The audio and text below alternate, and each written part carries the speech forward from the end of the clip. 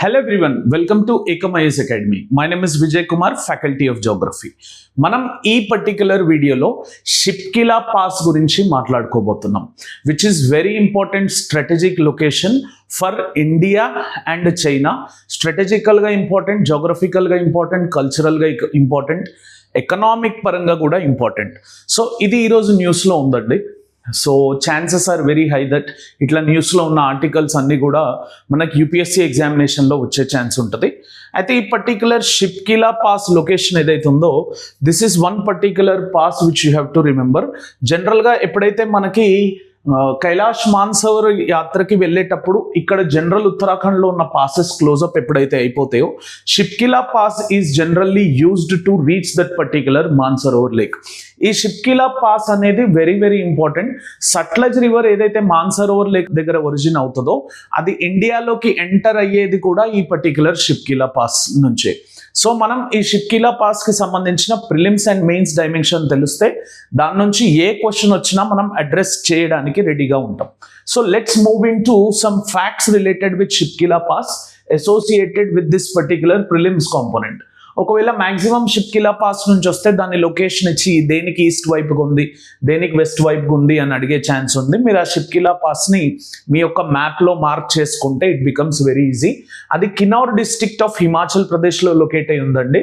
దాని altitude somewhere around 5600 metres కన్నా above ఆల్టిట్యూడ్లో ఆ పర్టిక్యులర్ పాస్ ఉంది. అండ్ ఇది యాజ్ నేను చెప్పినట్టే strategically it is very high important. ఎందుకంటే ఫస్ట్ పాయింట్ ఈజ్ ఇది ancient trade route between India and Tibet. So స్ట్రాటజికల్గా, కల్చరల్గా, హిస్టారికల్గా ఈ పర్టిక్యులర్ పాస్ అనేది important. Along with that Indo China బోర్డర్లో లిమిటెడ్ ట్రేడ్ అండ్ ఆ పిలిగ్రిమ్ మూవ్మెంట్ ఏదైతే నేను కైలాష్ మాన్సరోవర్ యాత్ర గురించి మాట్లాడినో ఆ పర్టిక్యులర్ సెగ్మెంట్ కూడా ఈ పాసెస్ నుంచి జరుగుతూ ఉంటాయి.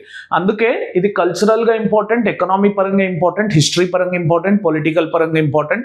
అన్ని డైమెన్షన్లో ఈ షిప్కిలా పాస్ అనేది వెరీ వెరీ ఇంపార్టెంట్.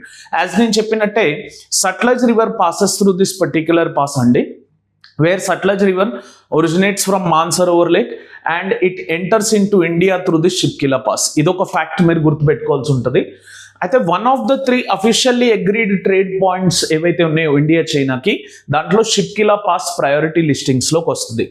అండ్ దీనికి జనరల్గా యాక్సిస్ అనేది రిస్ట్రిక్ట్ అయి ఉంటుంది, ఎందుకంటే చాలా క్లోజర్గా మానిటర్ చేస్తూ ఉంటారు సార్. ఈ షిప్కిలా పాస్ మీరు చూస్తే LAC బార్డర్కి దగ్గరగా ఉంది కాబట్టి యాక్సిస్ అనేది రిస్ట్రిక్ట్ అయి ఉంటుంది.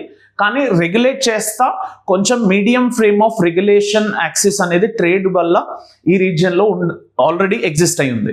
సో ఇవన్నీ కూడా ప్రిలిమ్స్ డైమెన్షన్లో మీరు గుర్తుపెట్టుకోవాల్సి ఉంటుంది. అదే మెయిన్స్ డైమెన్షన్లోకి వస్తే మనకు border security and strategic concerns మీద మనం ఓపెన్ అప్ చేయాలి. ఆన్సర్ షిప్కిలా పాస్ మీద అడిగినప్పుడు మెయిన్స్లో యాజ్ డైవర్సిటీ చూపించాల్సి ఉంటుంది కాబట్టి border security and strategic reasons మీద మనం ఓపెన్ అప్ చేస్తూ ఇది ఒక sensitive point often under surveillance, especially Galwan valley issue అయిన తర్వాత ఇది ఇంకా ఎక్కువ సర్వీలెన్స్లోకి వచ్చింది.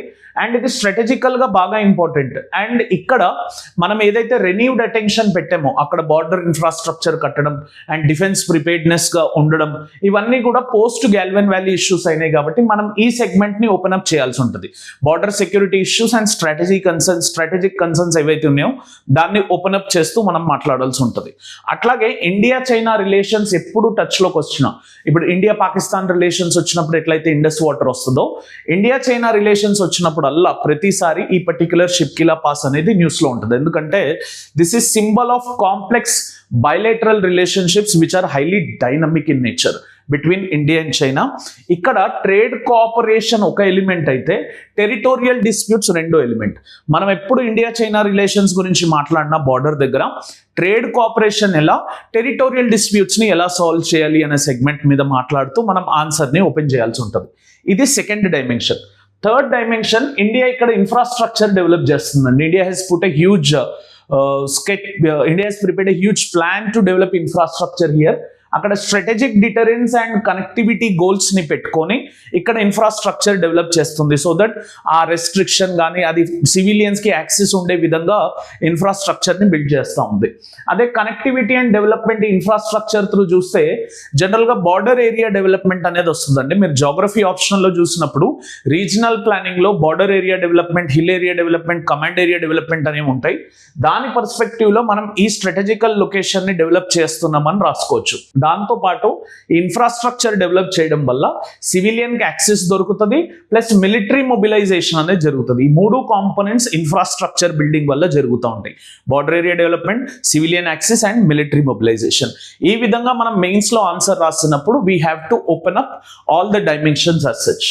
అదే ప్రిలిమ్స్లో క్వశ్చన్ వస్తే కొన్ని డైరెక్ట్ క్వశ్చన్స్ వచ్చే ఛాన్సెస్ ఉన్నాయి. Shipki La pass often in news is located in which Indian state? Sikkim, Himachal Pradesh, Jammu Kashmir, Uttarakhand. మీ యొక్క ఆన్సర్స్ని కమెంట్ ద్వారా తెలపండి so that your appreciation would be tagged in that particular comment. Post this ఒకవేళ మెయిన్స్లో క్వశ్చన్ వస్తే షిప్కిలా పాస్ నుంచి ఎలా వస్తుంది? Examine the strategic and geopolitical importance of mountain passes like Shipkila in the context of India's border management and relations with China. ఈ షిప్కిలా లాంటి పాసులు India border మేనేజ్మెంట్ని plus చైనాతోని రిలేషన్షిప్స్ని ఎలా స్ట్రాటజికల్గా జియోపొలిటికల్గా ఇంపార్టెంట్గా మారుస్తాయనే సెగ్మెంట్లో అడిగి ఉన్నారు.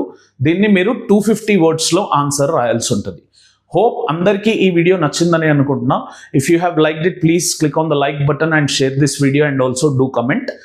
Subscribe to Ekam IAS Academy channel and click on the bell icon for continuous notifications.